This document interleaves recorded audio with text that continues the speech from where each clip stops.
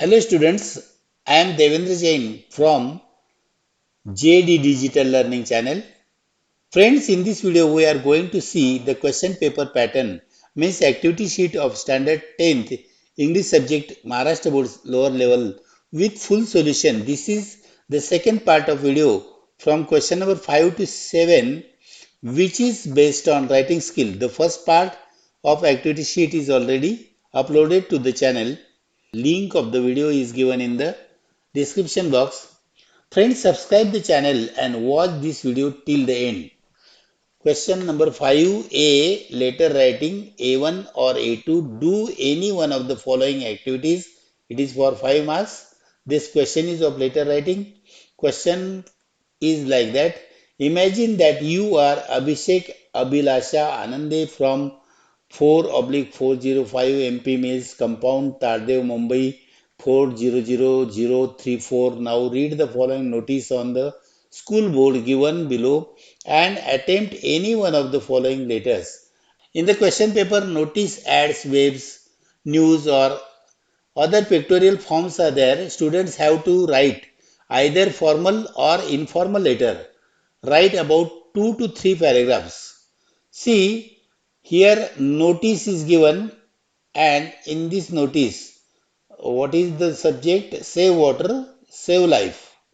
Adarsh High School has arranged an elocution competition on Save Water, Save Life.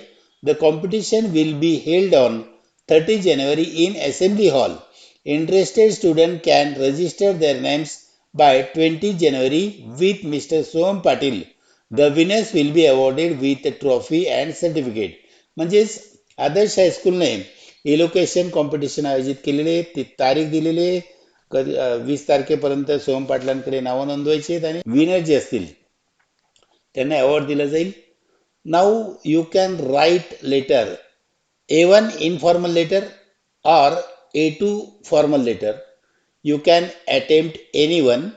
Informal letter means अनौपचारिक पत्र, letter which is written to our relatives and friends. मित्रमैत्रिणी नातेवाईकांना लिहायचे जे पत्र असतात त्यांना इनफॉर्मल लेटर म्हणतो, कौटुंबिक पत्र.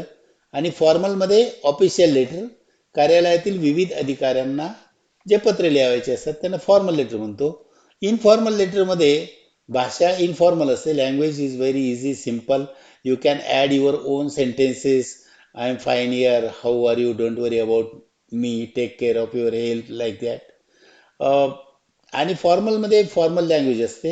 जो सब्जेक्ट असतो त्याला रिलेटेड सगळी स्ट्रक्चर तुम्ही तयार करायचं असतं. Your friend Manav Mansi never takes part in any kind of competitions. Write a letter to him, her, to intimate about this competition and motivate him, her by giving the information about the competition. म्हणजे तुमचा जो मित्र मानव किंवा मानसी असेल तो भाग घेत नाही, त्या स्पर्धेमध्ये भाग घेण्यासाठी तुम्हाला मोटिवेट करायचंय असं एक लेटर आहे. किंवा मग फॉर्मल मध्ये imagine you have taken part in the above competition. Write a letter of appreciation thanks to the principal of Adarsh High School for arranging this competition that made the students aware of importance of saving water. म्हणजे आदर्श हायस्कूलच्या principal जे असतील त्यांचा आभार मानणारं पत्र तुम्ही लिहितायत, हे formal letter. Now see general format and marking scheme for and informal letter. म्हणजे फॅमिली लेटरमध्ये फॉर्मॅट काय असतो आणि स्ट्रक्चर कसं असतं बघा. सेंडर्स ॲड्रेस, पिनकोड आणि डेट याला half mark. Salutation, my dear father, my dear friend, my dear uncle यासारखे जे काही सॅल्युटेशन असेल त्याला half mark. Body of the letter जो मेन पार्ट असतो त्याला 2.5 mark. You can write 2 to 3 paragraphs also. Subscription म्हणजे your affectionately, yours lovingly, your loving friend आणि नेम ऑफ द सेंडर जे लिहितो त्याला हाफ मार्क. आणि proper use of grammar 1 mark. So this is the marking scheme. Your attempt, each attempt will be given marks. म्हणजे तुम्ही address लिहिला, Sanders address लिहिला तरी हाफ मार्क मिळू शकतो. सॅल्युटेशन लिहिलं हाफ मार्क मिळेल. बॉडी ऑफ द लेटरमध्ये तुम्हाला जेवढे वाक्य जमतील ते तुम्ही लिहू शकता. सबस्क्रिप्शन आणि नेम ऑफ द सेंडर वगैरे लिहिलं तर हाफ मार्क. अशा पद्धतीने तुम्ही जे मार्क मिळवण्याचा प्रयत्न करायचा आहे. त्यानंतर general format of marking scheme for formal letter. Formal लेटरमध्ये पण ॲड्रेस ऑफ रायटर, पत्रलेखकाचा पत्ता, याला हाफ मार्क. त्यानंतर ॲड्रेस ऑफ ॲड्रेसी म्हणजे ज्याला उद्देशून पत्र लिहायचं त्याच्यासाठी हाफ मार्क आहे. आणि सब्जेक्ट, रेफरन्स आणि सॅल्युटेशन याला हाफ मार्क आहे. Body of the letter 2 to 3 or 4 paragraphs 2 marks. Subscription yours faithfully yours truly, name of the sender वगैरे लिहितो त्याला हाफ मार्क. आणि करेक्ट यूज ऑफ ग्रामर याला 1 मार्क. म्हणजे याच्यामध्ये तुम्ही प्रत्येक पॉइंट जो असेल त्याला मार्क आहे, म्हणून तुम्ही प्रयत्न करायचा. अर्धा अर्धा मार्क जरी मिळाला, जरी तुम्ही ॲड्रेस सॅल्युटेशन वगैरे जरी लिहिलं तरी तुम्हाला मार्क्स मिळतील. आणि मध्ये लेटरमध्ये काही वाक्य लिहायचे असतात. Informal letter. आता बघा, letter writing should be in block format, म्हणजे सर्व लिखाण समासाला लागून लिहावे. कोणत्याही नवीन पॅराग्राफसाठी स्पेस सोडू नये. फार तर एक ओळ सोडावी. First of all you will write down your address of writer Abhilasha Anande. जोपर्यंत पत्ता पूर्ण होत नाही तोपर्यंत कॉमा द्यायचा. त्याच्यानंतर मुंबई पिनकोड नंबर लिहिल्यानंतर फुल स्टॉप आणि मग डेट लिहायची 10th January 2024. त्यानंतर मग सॅल्युटेशनमध्ये dear Mansi, dear friend, dear father जे काय असेल ते तुम्ही लिहिणार. सॅल्युटेशनला सुद्धा अर्धा मार्क आहे. त्यानंतर मग beginning of the letter, I am sorry to know from your mother that you hesitate and never take part in any kind of competition, so take part in the competitions. On the occasion of our school anniversary, our Adarsh High School has arranged an elocution competition on the topic Save Water, Save Life. Here is your opportunity to take part in the elocution competition. Capture it. The topic is very simple and related to our day-to-day life. You are writing a letter to your friend to motivate and take part in the competition. Date तुम्ही कळवणार. त्यानंतर कोणत्या तारखेपर्यंत नावं नोंदवायची ते त्या ठिकाणी दिलेले ते पॉईंट्स त्याच्यामध्ये तुम्ही कव्हर करणार. त्यानंतर विनर्स जे असतील त्यांना ट्रॉफी मिळणार आहे तेही त्याचं मेन्शन केलेलं आहे या लेटरमध्ये. So open your mind and do participate in the competition. Have full confidence and faith in your talent and oratory. My best wishes are with you. Convey my best regards to your parents and love to little Guddu. हे confusion आहे. आणि मग शेवटी सबस्क्रिप्शनमध्ये complimentary close करणार. Sender's name असेल yours loving friend Abhilasha, अशा पद्धतीने इनफॉर्मल लेटर तुम्ही लिहू शकतात. किंवा मग फॉर्मल लेटरमध्ये ॲड्रेस ऑफ रायटर असणारच आहे, तो मगाशी होता तोच ॲड्रेस असणार आहे.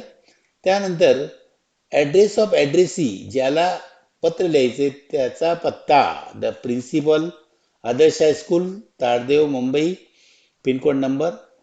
सब्जेक्ट साधारणतः एका ओळीमध्ये लिहायचा असतो. त्याच्यामध्ये संपूर्ण पत्रामध्ये काय लिहिलेलं आहे त्या सब्जेक्टमुळे कळतं. The elocution competition held in our school on 30 January. Respected sir, salutation, respected sir, respected madam जे काय असेल ते लिहिणार. I wholeheartedly express my thanks for arranging the elocution competition on the topic Save Water, Save Life. म्हणजे तुम्ही जी competition आयोजित केली होती त्याच्यासाठी आभारी आहे. I was one of the participants in the competition. I received a great response from children. It has really created an awareness among the students about the importance of saving water for our future. All were impressed by the views of the participants. We all immensely enjoyed the different information about when, where, and how we waste water carelessly and thoughtlessly. म्हणजे पाण्याचा कसा उपयोग केला पाहिजे आणि आतापर्यंत आम्ही पाण्याचा गैरवापर कसा केला जातो ह्याविषयी संपूर्ण माहिती मिळाली. त्यानंतर त्या मुख्याध्यापकांचे आभार मानायचे. We are grateful to you that you have alerted and warned children and all the citizens against wasting water. Knowingly or unknowingly, water is the lifeline not only for mankind but also for animals and plants. Conclusion मध्ये, children now know that scarcity, shortage of water can cause disastrous problem for all living things. So we must use water without wasting a single drop of water. म्हणजे पाणी वाचवलं पाहिजे हा संदेश त्यात आहे. We are now determined to save water for saving our life. Thanks to all the students and teachers who organized the elocution competition. Thanking you once again. पुन्हा त्याच्यामध्ये subscription complimentary close your sincerely Abhishek Anande standard 10th ए अशा पद्धतीने तुम्ही formal letter लिहू शकतात. Formal लेटरचं जे काही format आहे त्या फॉर्मॅट प्रमाणे तुम्ही सगळ्या स्टेप्स जरी लिहिल्यात तरी मार्क्स मिळतील. आणि दिलेला जो टॉपिक आहे त्याच्यावर काही वाक्यरचना करायची असते. क्वेश्चन नंबर 5B1 मध्ये बी आहे बघा. Complete the following dialogue. This is for 1 mark. Dialogues आहेत त्याच्यामध्ये प्रश्न आणि उत्तर द्यायचे. Question is given there, you have to answer. Riya says, do you like singing? Priya answers, yes, I like singing. Riya, who is your favorite singer? मग तुझा आवडता singer कोण आहे तर त्याचं उत्तर जे काय असेल ते दिलं जाईल. My favourite singer is Sonu Nigam. In question C, only theme will be given to you and you have to develop meaningful dialogues. स्वतः डायलॉग तयार करायचे असतात. त्यात टीचर स्टुडंट असेल, डॉक्टर पेशंट असेल किंवा इम्पॉर्टन्स ऑफ एक्सरसाइज याच्यावर डायलॉग असेल किंवा इम्पॉर्टन्स ऑफ रीडिंग किंवा इम्पॉर्टन्स ऑफ स्पोर्ट्स या कोणत्याही विषयावर तुम्हाला स्वतःचे डायलॉग तयार करायचे असतात. Here write a dialogue between a headmaster and a student who has lost his her bicycle from school campus. Write minimum 3 meaningful exchanges. यामध्ये हा स्टुडंट जो असतो तो मुख्याध्यापकांकडे जातो. May I come in sir? Headmaster says yes. What do you want? Student says I am not getting my bicycle in our parking area. I noticed it just now. Headmaster says have you locked it properly in the morning?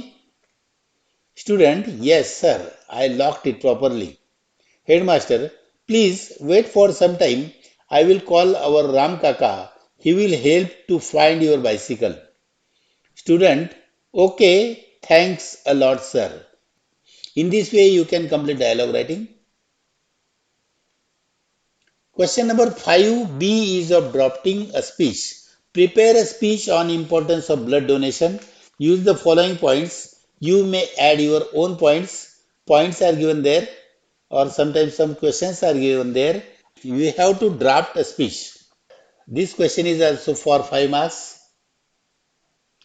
Objective काय असतं याच्यामध्ये की आपलं ज्ञान, विचार, मत श्रोत्यांपर्यंत पोहोचवणे किंवा मग वक्तृत्व गुण डेव्हलप होण्यासाठी सुद्धा हे अशा प्रकारचं स्पीच तयार करायचं असतं. पॉइंट्स किंवा क्वेश्चन्स दिलेले असतात. With the help of the given points you have to prepare a speech writing. You have to write speech addressing to the audience. श्रोत्यांना उद्देशून तुम्हाला ते स्पीच द्यायचं असतं.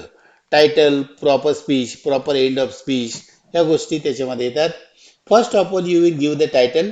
टायटल इथे आहे बघा, इम्पॉर्टन्स ऑफ ब्लड डोनेशन. म्हणजे ते टायटल दिलं की त्याला मार्क दिला जातो. Then see you have to develop each and every point. दिलेल्या मुद्द्यावर तुम्हाला जास्तीत जास्त लिहायचं असतं. This topic is of current issue, so you can write speech in present tense. First of all, you will start writing, respected teachers and my dear friends, I am here to speak about the importance of blood donation in our life. म्हणजे blood डोनेशनचं महत्व तुम्ही त्या speech मध्ये देणार आहात. We all need blood to survive, but in the case of accident victim, those undergoing surgery and sick children, there is a great and desperate need for blood from a donor. Their life depends on donated blood. A shortage of donated blood means the difference between life and death for them, and blood donors are the only source of blood. Currently, only a tiny percentage of those eligible to do so actually donate blood. Imagine if your close friend or relative meets with an accident and desperately needs blood, wouldn't you do everything in your power to help? म्हणजे या ठिकाणी रक्तदान करण्यासाठी तुम्हाला आवाहन करायचंय. Blood कसं important आहे आणि every drop is very important. So in the conclusion you can say the gift of blood is the gift of life. म्हणजे रक्तदान म्हणजे जीवनदान होय. Every drop counts. Give blood today. When you give blood, you will be doing one of the most amazing thing anybody could dream of, saving a life. Thank you. So in this way you can write drafting a speech. Question number 6A is of information transfer. A1 or A2. Do any one of the following activities. A1 non-verbal to verbal. म्हणजेच information is given in the form of points. मुद्द्याच्या स्वरूपामध्ये माहिती दिलेली असते. ती माहिती जी असेल ती माहिती तुम्हाला पॅरेग्राफच्या स्वरूपात लिहायची असते. Information given in the form of table, tree diagram, flow chart, web, pie chart. त्यात काही मोजके शब्द असतात. त्यांचे वाक्यात रूपांतर करून पॅरेग्राफ रायटिंग करायचे असते. त्यातही टायटलला एक मार्क असतो. Use of given points 2 marks, grammar for 1 mark and appropriate beginning and conclusion 1 mark. यातलं जेवढं काही तुम्हाला कव्हर करता येईल ते कव्हर केल्यानंतर तुम्हाला मार्क्स मिळतील. First of all give the title importance of sports. हे टायटल द्यायचं आणि मग पॅरेग्राफ लिहायला सुरुवात करायची. And make sentences with given points. दिलेल्या मुद्द्यांच्या आधाराने तुम्ही वाक्य तयार करायचे. Broadening of outlook, development of leadership qualities, team spirit, sportsmanship, respect, responsibility, value of time, self-discipline, obedience, physical mental health आणि ब्रॉडनिंग ऑफ आउटलुक. हे जे काही पॉइंट्स आहेत याला तुम्हाला व्हर्बल म्हणजे याच्यामध्ये व्हर्ब नाही आहेत, फक्त पॉइंट्स आहेत. तर तुम्हाला व्हर्बल तयार करायचे म्हणजे सेंटेन्सेस तयार करायचे. Many sentences will make a paragraph and you can develop 2 or 3 paragraphs. तर अशा पद्धतीने बघा इम्पॉर्टन्स ऑफ स्पोर्ट्स हे नाव दिलं आणि त्या चार्टमध्ये जे काही पॉइंट्स होते ते ह्या पॅरेग्राफमध्ये लिहायचे असतात. एक एक वाक्य तयार करायचं. Sports play and integral part in our life. Without it, our life becomes monotonous. There is no doubt that it keeps us physically and mentally fit, but more than that, it also broadens the outlook of person. It helps the person to develop leadership qualities. हे सर्व points त्या चार्टमध्ये आलेले आहेत. It inculcates a number of values in an individual life. Everyone who takes part in any kind of sports develops team spirit as well as decision making qualities. म्हणजे कोणत्या quality develop होतात स्पोर्ट्समुळे ते सगळे points या पॅरेग्राफमध्ये cover केलेले आहेत. He or she also learns how to cooperate and coordinate with each other. म्हणजे सहकार्याची भावना वाढीस लागते. तो पण मुद्दा त्या पॉइंट्समध्ये आहे. More importantly, sports teaches one to accept the defeat cheerfully. So while losing, the person learns to respect opponents for their skills and capabilities. Sports inculcates many values such as discipline, obedience, and sense of responsibility. It also teaches value of time. It energizes the person and makes one enthusiastic to face life as it comes. So sports is very important in our life. So in this way you can write paragraph. In question number 6A, to information transfer, verbal to non-verbal. Means information is given in the form of paragraph. You have to transfer the information into points. म्हणजे पॅरेग्राफच्या स्वरूपात माहिती दिलेली आहे, परंतु तुम्हाला पॉइंटच्या स्वरूपामध्ये ती माहिती सादर करायची, मांडायची आहे. You can write points in tree diagram, flow chart, wave, pie diagram, map etcetera. म्हणजे कोणत्याही पद्धतीने तुम्हाला फक्त पॉइंट्स लिहायचे. टायटलला एक मार्क असतो. Covering all points 2 marks. Appropriate graphic layout 1 mark. Overall प्रेझेंटेशनला 1 mark. You can give the title in the centre and you can write important words in box. Save water save life. यामध्ये दिलेली माहिती use water carefully त्या पॅरेग्राफमध्ये आलेला मुद्दा आहे. त्यानंतर मग turn off tap while shaving. Next always check taps or pipes for leakages. Check toilet taps leakages. Don't keep the tap running while cleaning vegetables. Use automatic washing machines for full loads only. Practise rain water harvesting. Use wastewater for watering plants.